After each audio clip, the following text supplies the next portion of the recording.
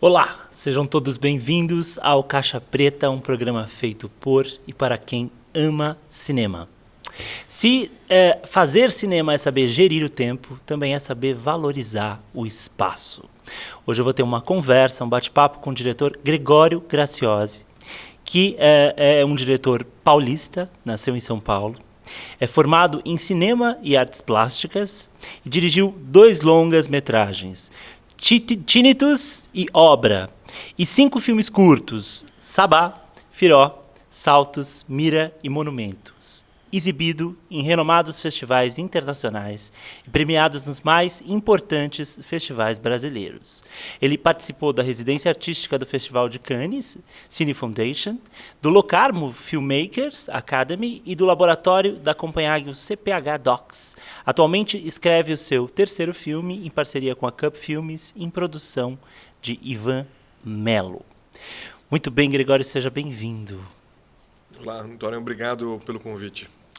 Eu costumo perguntar aqui quais foram as telas que povoaram a sua infância, para saber de onde vem aí esse seu olhar do cinema. Mas para você, eu vou perguntar o que você desenhava na sua infância. Eu acho que eu desenhava bastante, viu? Minha mãe fala que, pelo menos o que diz a lenda, que eu era uma criança calma, que eu estava sempre desenhando. Você me parece calmo até hoje, não só como criança. Então, esse costume de desenhar, ele foi me acompanhando ao longo da vida.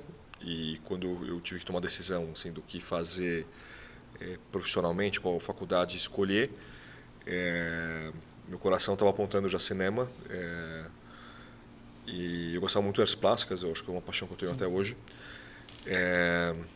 E você acabou somando as duas formações, né? Você é cineasta e artista plástico. Sim, eu acabei formando as duas formações como estudo, né? Uhum. Eu exerço só a atividade de cinema. Ah, mas os seus filmes têm uma plasticidade que eu vou dizer que englobam aí esse olhar para o espaço, né? E até para os materiais, né? Assim, até arquitetônicos. Sim, eu fiz um pulinho, eu fiz um estágio em arquitetura antes, porque minha família é de Ah, arquiteto e eu então comecei a paixão pela arquitetura é de família. É de família, é de família. Aí eu comecei a estudar arquitetura, larguei, que era muito normal as pessoas se encontrarem, né, abandonarem algum curso. Para minha família foi um choque, porque é quase como se eu estivesse cortando essa tradição familiar.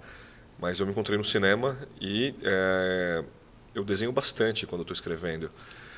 Eu vou me E arriscar a dizer que você, inclusive, ressignificou a tradição familiar, porque eu sinto que seus filmes têm um poder da arquitetura versus o ser humano que são muito potentes, né? olha só, Não seria possível para qualquer cineasta que não tivesse o seu histórico aí, para valorizar dessa forma ou até escolher aqueles enquadramentos belíssimos ou a forma de mostrar, né, cada paisagem. Acho que isso é muito forte no teu cinema. olha, quando eu entrei no curso de cinema, eu me apaixonei por um cineasta italiano, o Michelangelo Antonioni, Sim.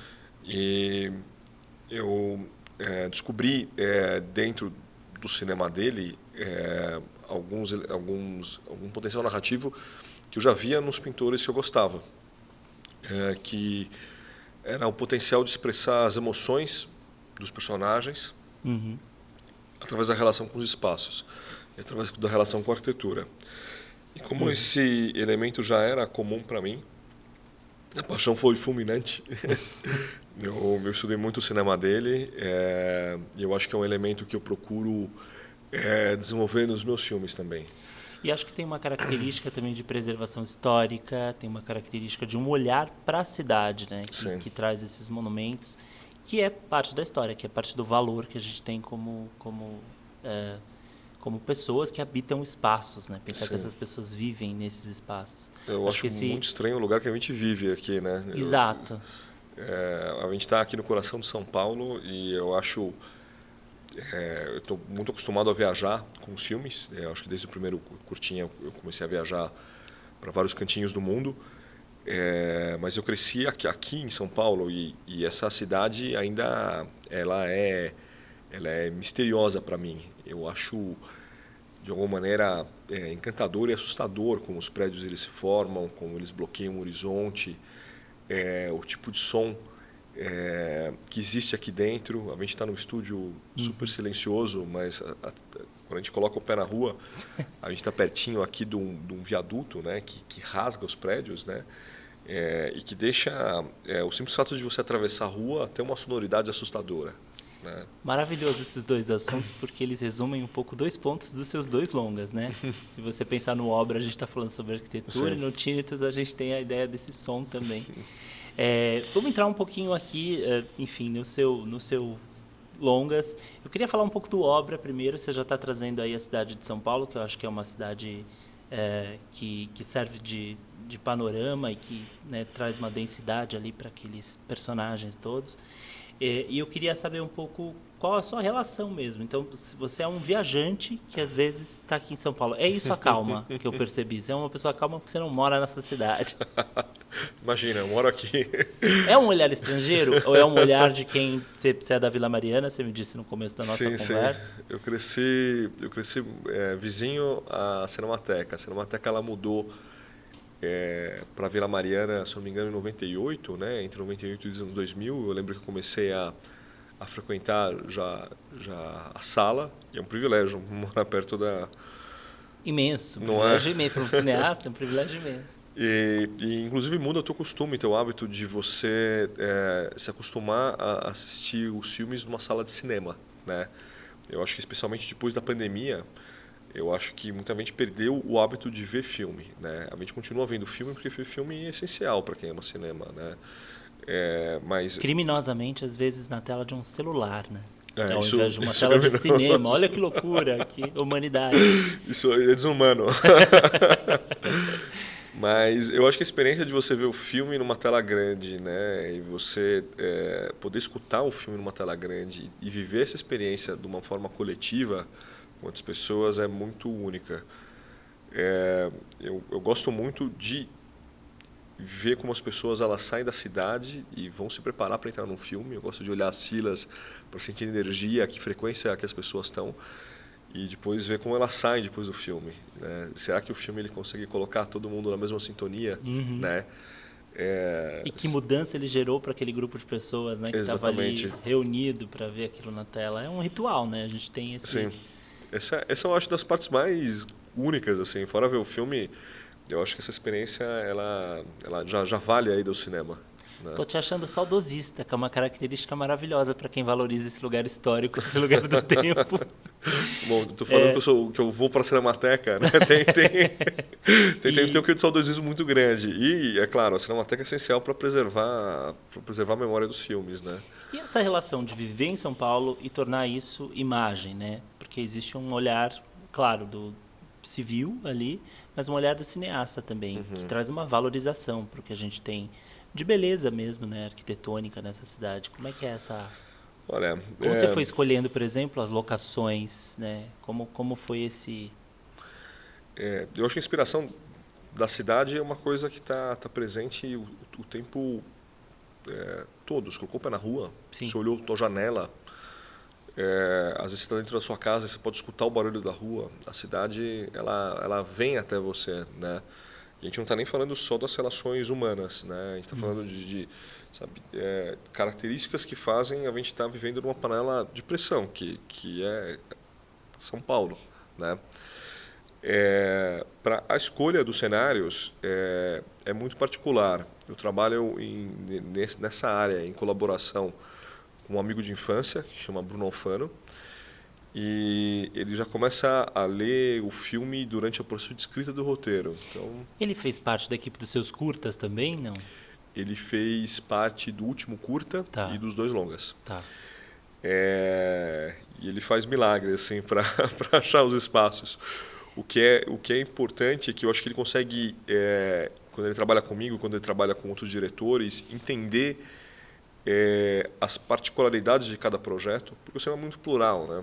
Cada diretor está procurando um tipo de elemento, um tipo de cinema. Ele consegue escutar isso dos filmes e eu tento procurar, junto com ele, alguns espaços que eu acredito que possam carregar um pouco de energia da cena que eu estou construindo, né? Um pouco da atmosfera.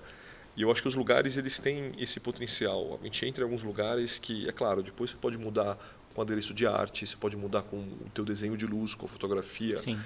Mas eu E gosto até com um certo dress da arte que pode interferir ali naquela paisagem de alguma maneira. Mas eu gosto de alguns lugares que carreguem memória, né? Como você falou, essa questão do saudosismo, eu acho alguns lugares que já carreguem uma história, que tem um tipo de energia, e eu acho que a gente pode sentir isso através da tela. Maravilhoso. Eu perguntei sobre a equipe, porque eu sinto isso desde os seus curtas, assim, né? Tem uns frames de corpos na janela, tem uma beleza muito bonita do homem em relação à arquitetura na escolha dos seus frames. Me chama muita atenção, no Obra principalmente, eu queria saber como começou a sua relação com os atores. Sim. Porque, enfim, você tem um elenco brilhante no filme, né?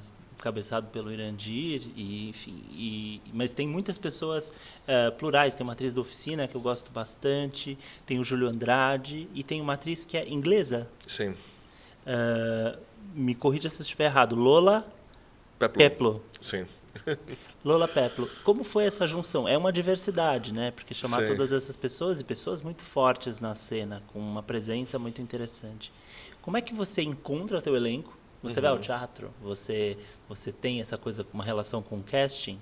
Como é que você faz essa costura, assim, essa mistura de pessoas acontecer? Olha, no Obra era interessante porque, como você falou, o filme está ambientado em São Paulo, né? E São Paulo é uma cidade muito plural, né? Uma cidade que ela é um ponto de encontro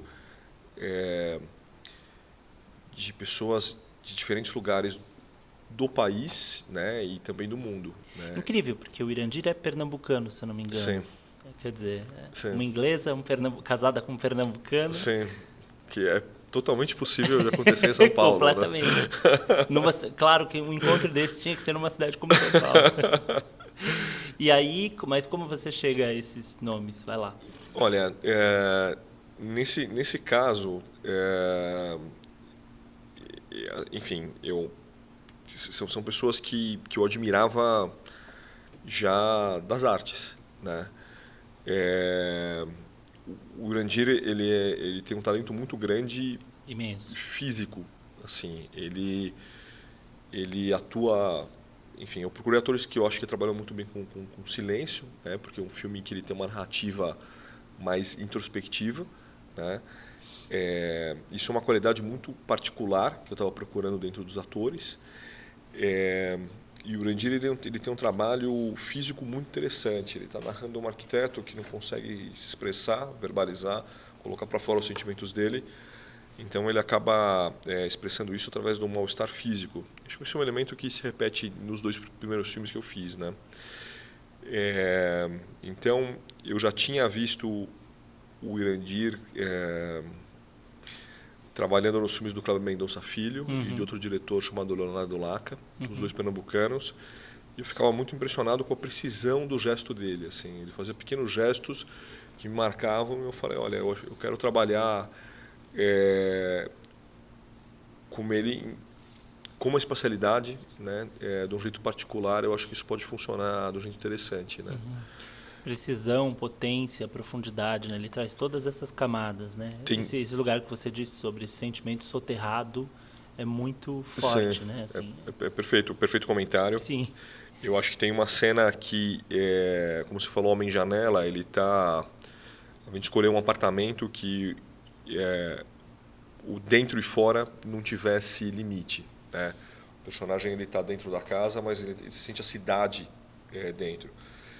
E eu tinha rascunhado uma cena que, para quem sofre de hernia de disco, era uma coisa muito complexa, que precisa se vestir. Mas quando você está com hérnia, você está com dor, e no caso do personagem é uma causa emocional, né, que está causando isso, se vestir às vezes pode ser muito indigno. Isso é uma coisa que você não consegue. Amarrar o sapato, colocar a calça. E esse personagem está colocando uma cinta. E no meio da correria da filmagem eu falo, olha, eu acho que eu não vou conseguir filmar essa cena. E o Irandir falou, não, eu fiz uma coreografia. Então ele desenhou uma coreografia dele se vestindo, quase como se fosse pontos de dança contemporânea, assim, sabe? Tipo, ponto 1, ponto 2, enfim. Ele fez um desenho que demorava mais ou menos 2 minutos e meio. Quando eu assisti aquilo, eu falei, não, vamos filmar, porque é um espetáculo. Você para ver o trabalho dele quase como um artista compondo com esse corpo, nesse espaço. Nossa, é uma genialidade dele, assim. Fantástico. E o editor fala, olha só o que eu vi aqui. Aí ele passou a cena para mim e eu falei, não, eu já vi essa cena. Aí ele falou, não, você não viu essa cena. Ele falou, eu sobrepus os 3 takes. Ou seja, uma precisão absoluta. Aí eu falei, como assim? Isso aqui são 3 imagens? Ele falou assim, é uma precisão, ele parece um relógio. Absoluta, uma precisão, um relógio. Um bailarino, né? Sim. Tem um timing ali perfeito. E junto do elenco ainda você tem o Júlio Andrade, que tem um trabalho muito, muito interessante. Primoroso, eu acho que o Júlio é talentosíssimo, ele tem uma questão de potência do olhar assim, muito grande para expressar o universo interior. Esse era meu primeiro filme, eu acho que foi um privilégio trabalhar com os 2 atores. Se eu, hoje, com mais experiência, tivesse a oportunidade de trabalhar com eles de novo, provavelmente eu reescreveria o set de filmagem, enlouqueceria os produtores, porque eu acho que quando se reúnem 2 pessoas assim tão fortes, eu acho que observando os ensaios, talvez... essa colaboração acaba derramando, né? É uma coisa tão absurda que a gente quer dar voz também. Hoje em dia, provavelmente eu deixaria, falar, bom, deixar eles brilharem, né? E assistir o trabalho deles é único. O filme, ele ainda... Quem me apresentou ele foi a Suzana Amaral. Ela foi uma professora na faculdade de cinema. E ela me convidou para o set de filmagem. Eu vi ele atuando num filme muito interessante dela, chamado Hotel Atlântico. Eu acho que foi o último filme que ela fez. Aí ele acabou fazendo um curta-metragem, que é o meu curta-metragem de conclusão de curso. E depois ele foi fazer o filme. Ou seja, para quem está assistindo, se o pessoal está aqui estudando, não tenha medo assim de trabalhar com atores que vocês admiram. E lá eu percebi... Exatamente, né? Sejam ousados o suficiente para isso, porque você vai aprender bastante, né, com esses caras também. E lá ainda, nesse curta, pro longo, eu já percebi que quando você tem um ator desse calibre, você precisa deixar o cara à vontade, assim, deixar correr, né? Porque ele tem muita coisa para trazer pro papel, né? O filme ainda tem um elenco interessante. Você falou da atriz da Oficina, é a Luciana Dontch. Isso. O Marco Ribas, ele é o pai do arquiteto, o pai do Erandir. Eu acho que eles... Sim. Eu acho que eles têm... foi o último papel do Marco Ribas e a última música que ele gravou em vida foi pro filme. É uma música do Milton Nascimento chamada Trastevere, que fala sobre a condição moderna da cidade. Enfim, e a Lola Peplow, que é super especial. Eu conheci ela apresentando o último curta que eu tinha feito antes do longa, no Festival de Locarno. No Festival de Locarno, bacana. E o pai dela escreveu o filme que eu mais amo no mundo, que é o The Passenger, do Antonioni. Enfim, a gente ficou muito amigo e ela gostou muito daquele trabalho que eu estava apresentando. Aí ela falou que queria acompanhar a filmagem. Uma atriz que estava trabalhando já em turnê na Inglaterra. Eu falei, bom, já que você quer vir para cá, vamos trabalhar com uma atriz. E que eu tinha conhecido procurando locação naquela semana, quando eu estava conversando com ela, um grupo de arqueólogas urbanas que estavam pesquisando os caminhos que o urbanismo da cidade, onde a cidade tinha crescido, pesquisando como a cidade cresceu há 100 anos atrás. A expansão da cidade 100 anos atrás, mapeando isso. Mapeando isso. Nossa. E a equipe era de europeias. Aí você fala, que coisa maluca, assim. Eu acho que foi uma coisa assim, muito grande, porque você imagina que quem tem esse interesse específico provavelmente seria alguém que nasceu e cresceu na cidade. Sim, que está aqui. Mas quando eu vi os estrangeiros que está aqui querendo, inclusive, isso, modificar coisas, revolucionar coisas, e são os estrangeiros pesquisando. Aí eu falei, não é possível que a equipe inteira seja estrangeira, daquele pequeno grupo que eu tive contato. Então falei, bom, é ela que vai, esse papel é dela, não tem dúvida. Muito legal, adorei ouvir essa trajetória, porque foram lugares diferentes que uniram essas pessoas, mas tem um lugar afetivo, né? Um fez um curta, o outro você tinha uma admiração que soma bacana. E essa soma diversa é muito legal, né? Reflete assim no filme. Eu acho que a admiração por acontece, todos, assim, isso é uma coisa muito especial, até...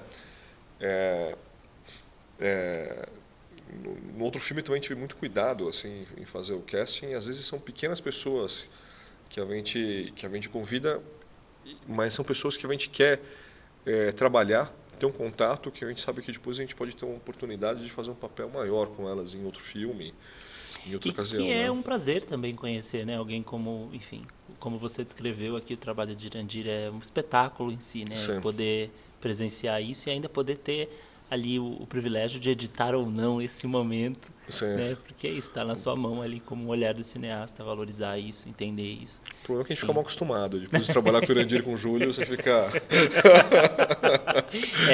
O sarrafo fica um pouco alto. Agora né? Agora você vai ter que apelar um pouco mais aí para conseguir seu casting.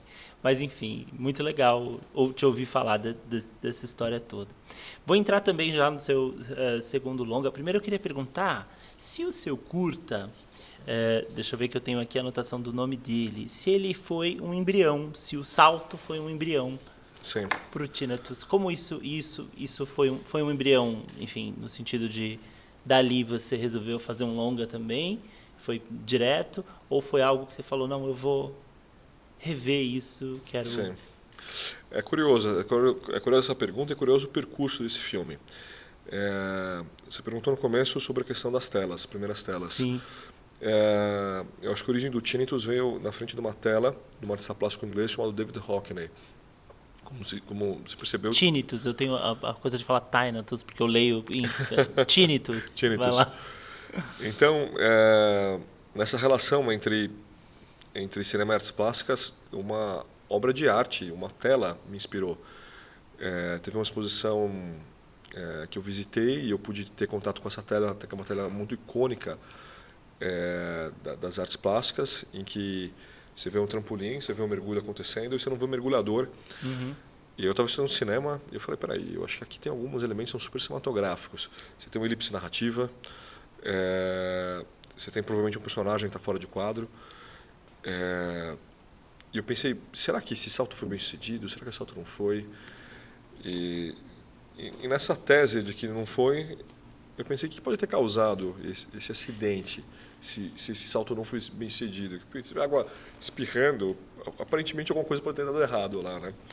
Então eu fui fazer um curta-metragem, ainda na faculdade eu fiz esse filme chamado Saltos, esse curtinha, e é um curtinha que ele foi muito bem, né? Ele também foi outro filme que passou em Locarno, ele passou em Clermont-Ferrand, ele ganhou o Festival de Mar del Plata. Então ele é um filme que ele teve uma boa circulação por curta-metragem nos festivais, mas eu não me sentia completo ainda. Eu falava, peraí, mas quem que é esse personagem? Quem que é essa pessoa que está aqui dentro?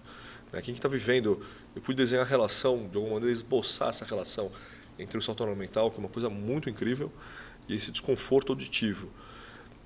E, enfim, eu fui fazer outros projetos, isso ficava na minha cabeça ainda. Uhum. Eu acho que algumas ideias que a gente não consegue finalizar, elas são uma espécie de monstro que vão puxar o teu pé, assim, quando você vai deitar para dormir. Na sua insônia, ali no pré, eu sei. E elas falam, cara, assim, eu não esqueci de você, viu? Você precisa olhar pra gente. Eu não vou te deixar dormir, eu não esqueci, não vou te deixar me esquecer, né? Então eu fui voltar para esse tema, depois escrevi um argumento, fui desenvolver esse projeto na residência do Festival de Cannes, que foi muito bacana para estar começando a desenvolver esse projeto na França. Quero entrar um pouco sobre isso, assim, quero falar um pouco sobre a sua relação com os festivais, porque você é o cara dos festivais, assim, você tem um investimento nisso, uma boa entrada nos festivais, a gente vai falar disso. A gente pode voltar. Mas segue. E aí você eu fui desenvolver essa história, eu tive a oportunidade de realmente focar e mergulhar nessa história da Marina. Uhum. Não só criar a Marina, mas uma série de personagens femininas que eu acho que são interessantes, que estavam convivendo ou nesse meio do salto ornamental, uhum, ou no universo ou convivendo com essa doença, que é uma doença, é um processo de perda auditiva, que pode ser aterrorizante, assim. Em vez da pessoa ir perdendo a audição e caminhando para o silêncio, você perde a audição interpretando mal os sons da realidade, e isso pode ser muito assustador. uhum. Então foi assim. Gera um certo ruído, né? Um certo apito, é aflitivo, né? Totalmente aflitivo, e para algumas pessoas é muito sutil, como você fala, um apito, mas imagina um apito altíssimo e contínuo. né? Imagina se as ideias que a gente não desenvolve incomodam a gente. Nossa, quando você quer descansar. Tem pessoas que não conseguem... chegam a ser tão torturantes assim, né? Tem pessoas que não conseguem descansar por causa do som, e isso pode ser perturbador. Então eu fui escrever essa história, e foi uma história que fui desenvolvendo, encontrei os personagens, de alguma maneira trouxe um pouco de paz, pelo menos para essa história. Tem novas histórias me incomodando agora. E aí agora a gente tem esse longa. Como foi esse processo de produção do longa? Conta um pouco sobre as filmagens e eu quero saber também sobre Japão. Ah, super. Então, ele é um filme particular, porque no meio desse processo a gente encontrou um governo que foi paralisando a Ancine e deixou de investir em cinema, né? Sim. Então, isso ampliou... Sensação de ruído. Sensação de ruído, assim, injustificado, gerando angústia. Angústia, terror. Enfim, fora essa tragédia, que é uma tragédia política, né, especialmente para o mundo das artes, a gente também teve a questão da pandemia, né? Então, esse é um filme que ele demorou mais tempo do que o normal, mas eu tentei usar isso ao meu favor, né? A gente começou a fazer o filme, eu acho que num período exatamente pré-pandemia.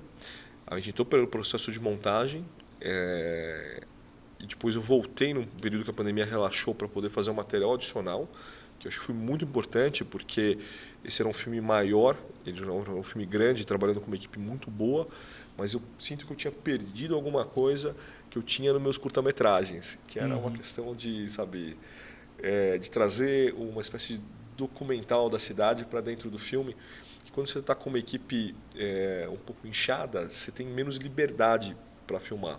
Então essa combinação desses dois elementos, de você trabalhar com uma equipe grande, com muitos talentos envolvidos, e depois poder fazer um material adicional documental... Com uma equipe mais enxuta e com maior mobilidade, né? Totalmente enxuta, assim. Foi exatamente igual aos curta-metragens, quase carregando câmera e... Quase na guerrilha. Foi totalmente na guerrilha, na verdade. Mas eu acho que trouxe elementos muito interessantes, inclusive para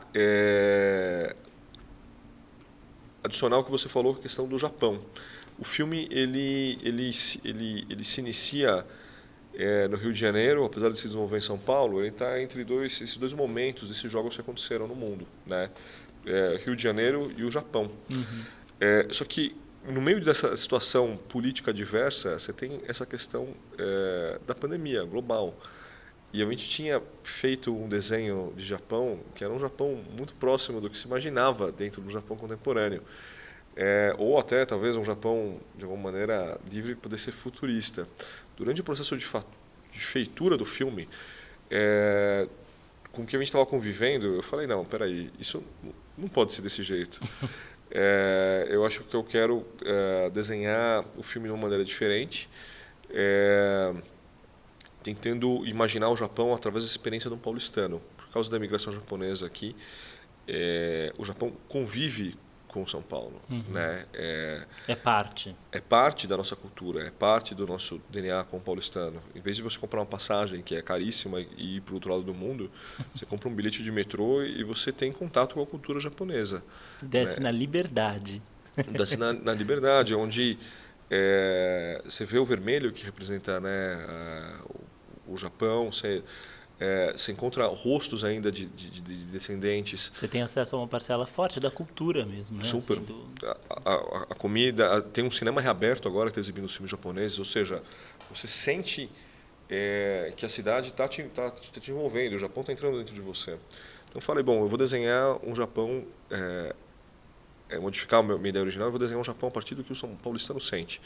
E criar uma espécie de cenário abstrato, em que o filme ele tem um clímax um pouco etéreo, né, em que depois da personagem visitar um museu, os painéis eles já não parecem painéis normais, eles estão mais próximos à obra de arte que os descendentes japoneses desenvolveram no Brasil. A arquitetura... Isso começa a permear, né, um pouco. e ele é um pouco mais etéreo, e você acaba num cenário que você até escuta um tipo de palma japonesa ritmada, mas você não sabe quem aplaude, de onde vem aqueles aplausos, né? Então essa questão um pouco metafísica me surpreendeu porque ele correspondeu muito à realidade depois. Foi muito mais parecido. Falando isso, eu acho que foi... Se você pegar um estilo do filme, se você pegar um estilo do que foram os jogos, eles acabam sendo muito parecidos. Então essa questão de ter os estados apagados, né, alguma coisa, sabe... Você tem alguma coisa um pouco assustadora, né? O som das vozes das palmas eles vêm das caixas acústicas, né? Acabou sendo... Sem querer eu acertei. Eu queria ser muito... Sem querer você se surpreendeu com eu achei que ia ser muito desenhado, ia ser muito etéreo, no final correspondeu à realidade muito mais perto do que eu podia imaginar. Maravilhoso se surpreender dessa forma, né? Ao mesmo tempo, que bom. Inclusive, orçamentariamente, parece muito bom, né? Você conseguir acertar assim, dessa forma, num Japão tão presente. Como foi? Você teve uma pesquisa para o roteiro a respeito é uma síndrome, dessa doença? Sim, sim. Eu acho que eu acho que é interessante falar, enfim, eu acho que para o seu público, né? Que, sim. eu acho uma diferença muito grande, eu acho que do primeiro... Quando eu fiz aquele curta e eu fiz o longa, foi a questão da pesquisa. Isso me teve muita pesquisa, né? Porque o curta você faz quase rápido, é quase como se fosse um caso de amor, assim, né? Que você pode se apaixonar. Uma paixão. Uma paixão. O filme ele parece mais um relacionamento mais sério, assim, que você passa mais tempo envolvido com ele. Então eu preciso pesquisar para manter essa chama acesa. Então, teve uma médica que eu conheci, especialista em tinnitus, no mundo, que está em São Paulo, chamada doutora Tani Gans Sanches, do Instituto Gans. E eu pude entrevistar ela, foi muito generosa em sempre me receber. Depois conversar, me ajudar a preparar os atores, né, explicar como a doença que ótimo. funcionava. Então você teve a colaboração de uma médica na sua preparação, de formação. Esse foi o primeiro ponto de som que entra no filme. O som ele já entra dentro da pesquisa, né? Que depois passa pelo roteiro, que depois passa pelo meu trabalho com o desenhista de som, que é vizinho de vocês aqui, o Fábio Baldo, que foi meu colega de faculdade também.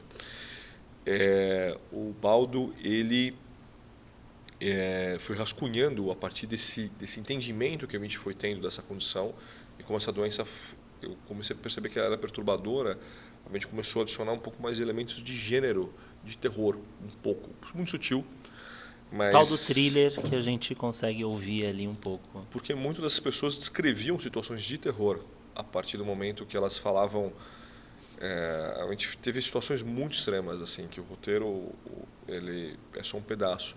As pessoas falavam que elas pensavam em mutilar a orelha, se matar, e você percebe a angústia que as pessoas estão vivendo e o estado de perturbação que elas estavam para descrever essas situações para mim, que estava entrevistando, que não sou íntimo delas, né? Relatos trazidos também por essa especialista? Minha especialista ela me colocou em contato com os pacientes. Que legal. Os pacientes que queriam dividir isso comigo, ela fez a ponte e eu pude conversar com eles e escutar essas histórias. Quase um documentário paralelo aí, né? Assim. Super. Eu sugiro até que nesse processo de pesquisa, se tiver condições, fazer um documentário ajuda muito, muito o trabalho de ficção. Me arrependo de não ter feito, mas a minha memória ainda está funcionando. Eu ainda lembro dessas histórias, foram importantes para eu escrever. E isso depois impactou, voltando um pouco à resposta anterior, desse período de extensão do processo. Como eu fui editando, eu durante a pandemia comecei a editar à distância. Imagina, eu estava trabalhando dentro de um estúdio e o meu editor estava em outra cidade. Ele é um pernambucano da Hora do Serrano. Eu estava trabalhando em 2 cidades separadas e teve um momento que ele pediu o som. Ele falou, olha, se eu não escutar o som, eu não sei o que está acontecendo. Então, normalmente, como você sabe, a gente finaliza a edição e a gente vai começar o desenho sonoro. Sim. Esse filme a gente foi fazendo intervalos de edição com sessões de desenho de som. Então, isso foi muito curioso, foi muito preciso esse processo. Você foi compondo células ali já editadas com Exatamente, porque o som ele estava Como música, olha que interessante. Sim, ele estava expressando, de alguma maneira, o universo interior dos personagens. E de uma maneira até mais complexa, é dificilmente entender quem sofre de tinnitus sem escutar o tinnitus, né? E como cada pessoa tem um corpo diferente, cada pessoa perde, né, essa capacidade sonora de uma maneira diferente. Forma. Então a gente desenvolveu um tinnitus para cada personagem que sofre disso, né? O personagem que o Antônio Pitanga interpreta, ele é diferente de como a Marina, a Joana de Verona, ela vai sentir essa condição.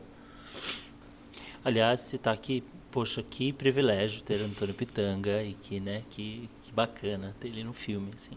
Eu concordo, e uma coisa que é muito especial, acho que é uma sorte, assim, acho que é uma coisa que o cinema ele proporciona pra gente, eu acho que poder conviver, né, e poder encontrar as pessoas. O Pitanga não ele é só um ator extraordinário, isso é notório, mas ele é uma pessoa fantástica. Ele é uma pessoa que é gostoso de conviver com ele. Quando você vai apresentar os trabalhos, você pode ver ele falando para as outras pessoas, para os cinéfilos, você percebe que a carga de humanismo dele é fantástica. Ele é muito generoso e eu acho que, eu concordo com você, é um privilégio contar com um ator dessa importância no set, né? E querendo trabalhar num projeto desse é um diferencial. Eu queria te perguntar sobre o body horror. Sim. Como é que é? Quais são as suas inspirações? Você chegou a pensar assim, em ter essa pegada? Isso foi direto? Assim? Olha, a questão do body horror, ela entrou, eu acho que a partir do momento que eu entendi que a doença era um body horror. Né? Essa doença é uma doença que ela pode ser aterrorizante e te surpreender sem você esperar. As pessoas sentem medo que o vírus volte. Mesmo controlado, ele pode voltar a qualquer momento, em qualquer momento, especialmente de tensão. Então, eu sentia que era uma espécie Me parece algo que também deve se acoplar a outras síndromes e a outras questões, né? Sim. Isso deve gerar também uma certa ansiedade, um certo... Né? E para uma pessoa que tem que ter um controle total do corpo, que está parado numa plataforma acima de 10 metros d'água, você ter um golpe auditivo que vai te tirar da concentração pode ser assustador e pode provocar acidente. Isso pode colocar a tua vida em risco, né? Então eu percebi que era o dilema da personagem. E quando eu estava fazendo essa residência na França, a Cinemateca Francesa ela organizou uma sessão especial, uma retrospectiva dos trabalhos que eu tinha feito, esse primeiro programa de curta, né, junto com o primeiro longa-metragem. E eles estavam tendo uma retrospectiva do Cronenberg dentro daquele momento. Então, poder ver os filmes dele no cinema é uma experiência que modifica a tua experiência como cinéfilo e como cineasta. Né? Sim. Então, voltamos à tela grande e esse ritual. Né? Eu não sei se você sente isso, Antônio. Quando eu vejo um filme no notebook, eu tenho uma sensação que às vezes eu sou obrigado, né? Você está ou viajando, né? Ou você está vendo de repente um corte de alguma coisa que alguém te mandou, um filme que está curta que alguém pediu para que você... Exatamente. Às vezes você fala, bom, tá aqui, eu não tenho outra opção. Eu tenho uma retenção muito pequena. Eu sei que eu vi, mas às vezes eu não consigo lembrar. Né? Eu faço a reunião e aquilo passa. Quando eu vejo na televisão, eu consigo lembrar. Mas a experiência que eu tenho quando eu vejo no cinema é que o filme fica em mim. Né? E ele fica em mim de uma maneira diferente. Ontem eu estava revendo um clássico do Nicolas Roeg no cinema. Eu já tinha visto o filme no DVD e eu tinha uma impressão do estilo de corte, né? E quando eu revi aquele filme na tela, eu falei, não, peraí, faz sentido aqui, na tela grande. Né? E o filme foi feito para isso, ele foi feito para ser exibido, né? Foi pensado para cá. Foi pensado grande, né? A gente pensa grande quando vai fazer. Totalmente outra experiência para o resultado do mesmo filme que eu já tinha visto, assim.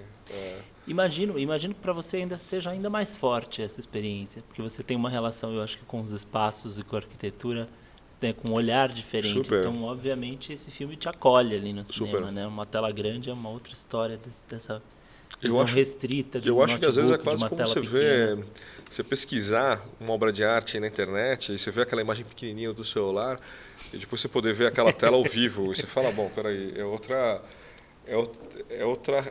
não só relação com a imagem, mas é uma Desviando relação dos com, turistas no Louvre, mas ainda lá a grande tela. é uma relação às vezes com o tempo, né? Porque Sim. qual o tempo que você leva para ler aquela imagem? Isso tem a ver com edição, isso é cinema, né? E o tempo que você dá para ver a imagem, isso demanda emoção, isso é emoção, Total. né? Mas enfim, depois de ver os trabalhos do Cronenberg e visitar as exposições da artista plástica brasileira Adriana Varejão, que eu acho que esconde através da calma uma violência muito grande, uma violência, no caso dela, histórica, né? Isso é uma artista brasileira, né? Eu acho que nem sempre a gente retira inspirações só do cinema. Eu acho que isso foi entrando dentro desse filme e eu acho que vai continuar para os próximos também. Queria falar um pouquinho de videoclipe, né? Eu entendo que eu ia falar um pouco sobre a produção desses filmes, mas percebi pela sua vivência que tem ali, né, dois momentos: pandemia, né, nesse segundo longa, Sim. e acho que você não estava em pandemia no primeiro, né? Sim. Então acho que tem uma diferença de produção que é quase incalculável. Sim.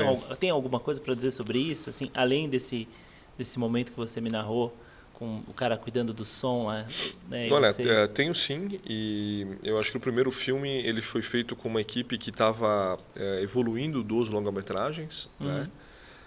Dos curtas, né? Então era uma equipe mais jovem. Nesse outro filme eu pude trabalhar com uma equipe mais experiente, né? Com artistas, chefes de departamento que eu admirava de outras áreas, né? E foi muito curioso esse processo de intercalar sessões e de eu ter que trabalhar à distância. Eu estava trabalhando sem poder estar do lado das pessoas. A gente sabe quando você está montando ou quando você está descrevendo um som, às vezes são questões muito subjetivas, que você pode falar com a expressão que você está usando. Você vai ter que trazer ali uma um gama de pouco, possibilidades para conseguir traduzir, né? A palavra traduz mal aquele, né? Às vezes com gesto, né? Você fala menos, mas ou o corte foi muito difícil. Mas enfim, como eu já falei um pouquinho de edição e desenho de som, eu vou contar sobre a trilha sonora. Foi feita na República Tcheca.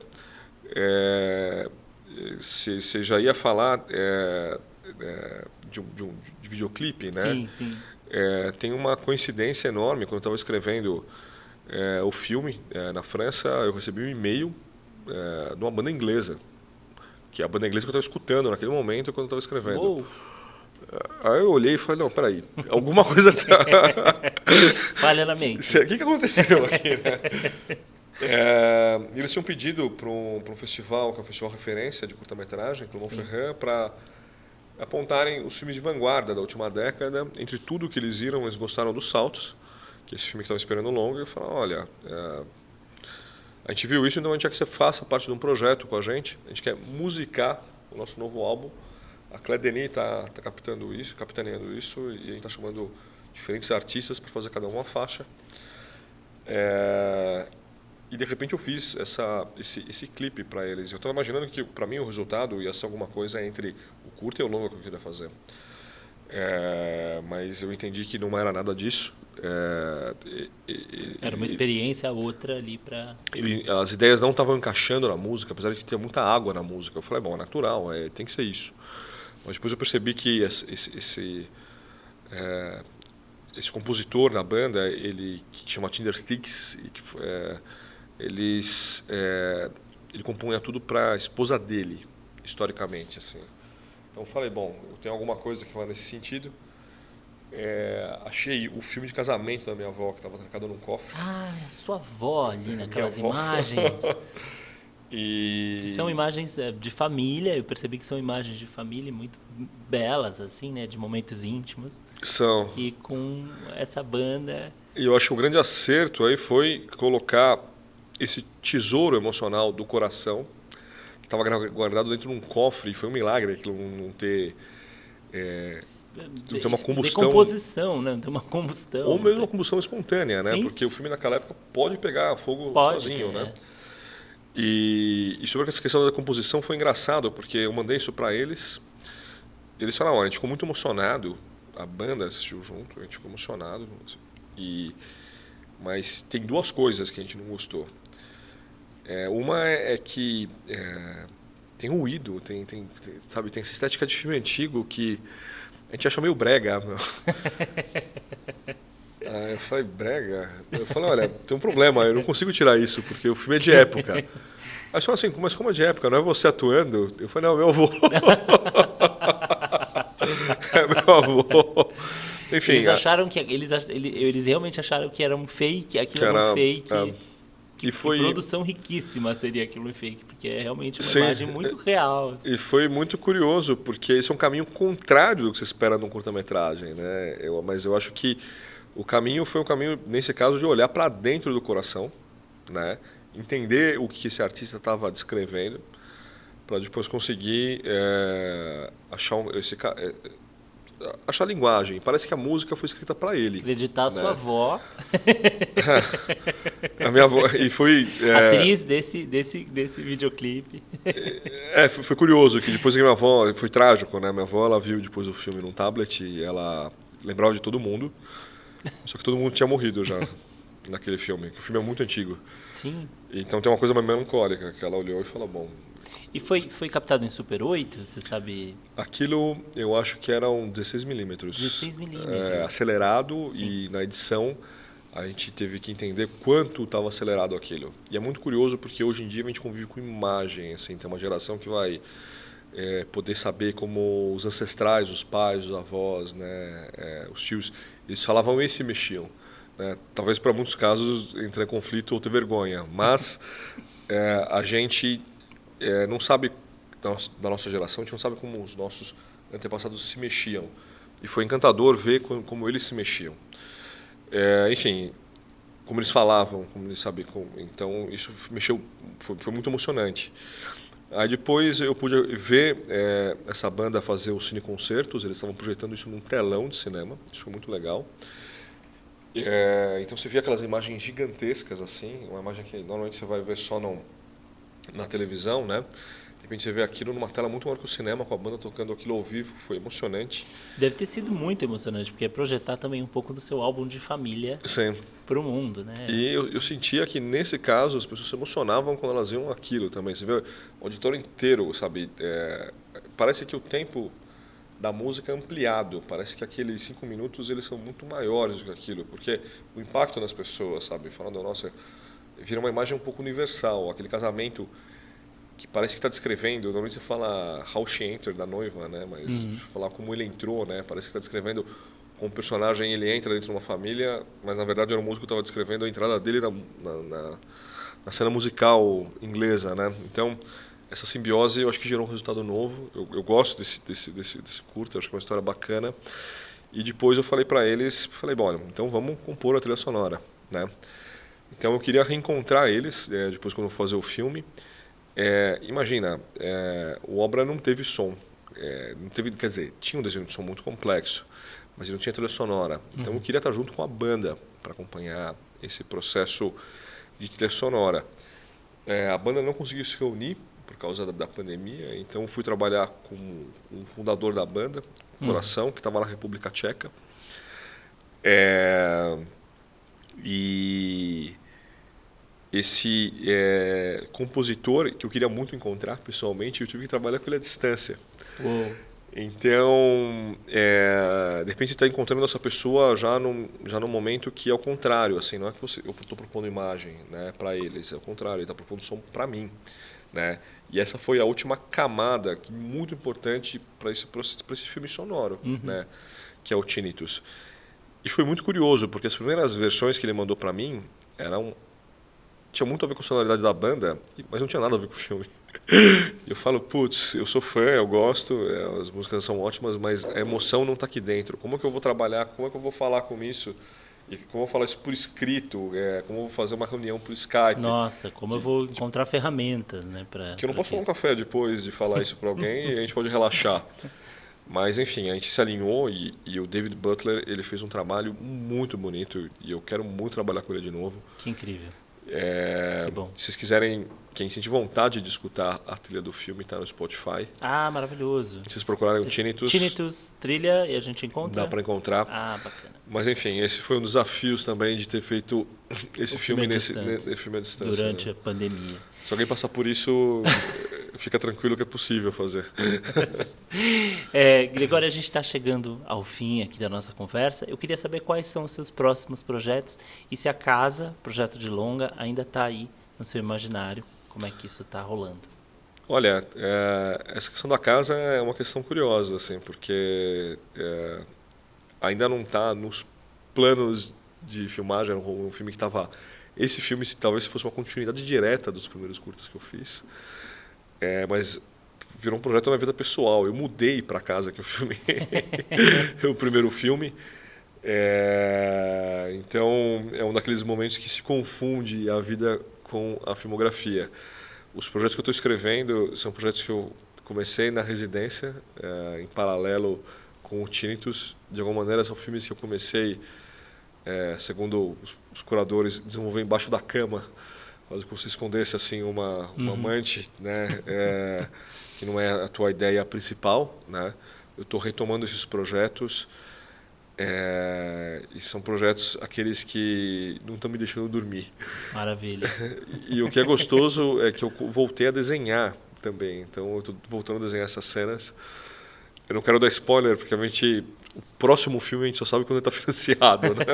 Até aí a gente... Tem que aguardar esse Até aí alguma outra coisa pode furar fila. Mas, enfim, eu estou muito curioso para finalizar essas ideias e para poder voltar para o set de filmagem. Gregório, muito obrigado. Muito sucesso para o Tinnitus e para todos os seus projetos que te geram aí essa insônia. Valeu por esse bate-papo. Você que nos assistiu, curte, compartilha, comenta, segue aí o canal para a gente ter mais assinantes. Obrigado mesmo pela tua presença aqui, viu? Olha, se quiserem assistir o Obra e o Tinnitus, eu acho que eles estão no Amazon Prime. Olha, Amazon Prime, maravilha. Eu acho que eles estão dentro do canal da Emovision, o Reserva Emovision. E os curtinhas estão no Vimeo, abertos. Maravilha, tem toda a filmografia aí no streaming para vocês assistirem. Bom. Valeu, muito obrigado. Obrigado pelo convite, foi um prazer conversar. O prazer foi nosso.